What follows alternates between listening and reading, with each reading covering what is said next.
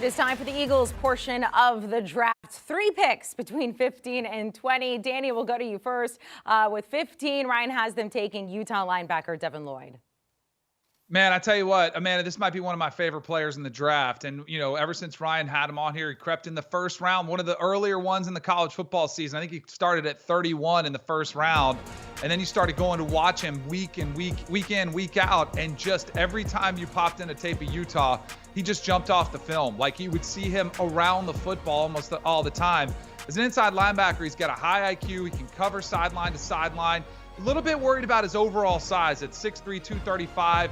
Could he get overwhelmed by some teams trying to cram it down his throat? Maybe, but he's stood up pretty well against that. I think he will be able to add a couple pounds and not lose much of his speed.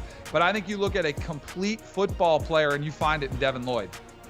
All right, let's stick with the Eagles at 16. Brady, Ryan staying on the defensive side of the ball. LSU cornerback Derek Stingley Jr. Yeah, we've talked about this countless times. It depends on what Derek Stingley Jr. are getting. Is it the 2019 version or what we saw the past couple of years, which last year we obviously didn't get to see much due to injury, or maybe protecting himself for that opportunity to play in the NFL. Either way, he's an extreme talent. I think as far as his upside goes, he's right up there next to Ahmad Gardner. The only difference is Ahmad played this past year. I kind of give him a little more of the benefit of the doubt. But Stingley's got all the talent and ability. Clearly, as you can see, the Eagles really going after defensive players. That's the side of the football need to revamp and get going again to try to make another playoff run. So I like the pick, Ryan. Well done. To the Eagles. Either they're drinking their Yingling, celebrating, or they've been yelling on social media.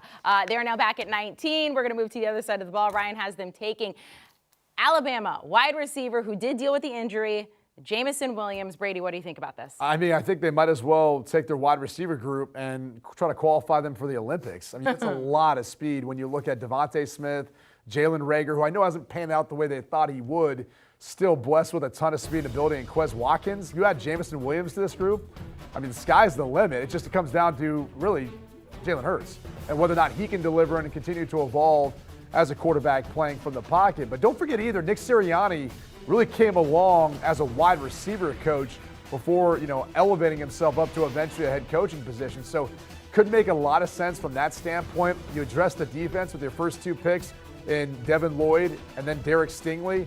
Now you've got a big-time playmaker, and it's all about big plays. So wouldn't be shocked if they didn't do this. If they feel confident, he'll be able to come back and be the same player we saw before the ACL tear. Do you want a sports network that delivers everything that matters about the game? The highlights, the picks, the instant analysis, no yelling, no fake debates, no politics.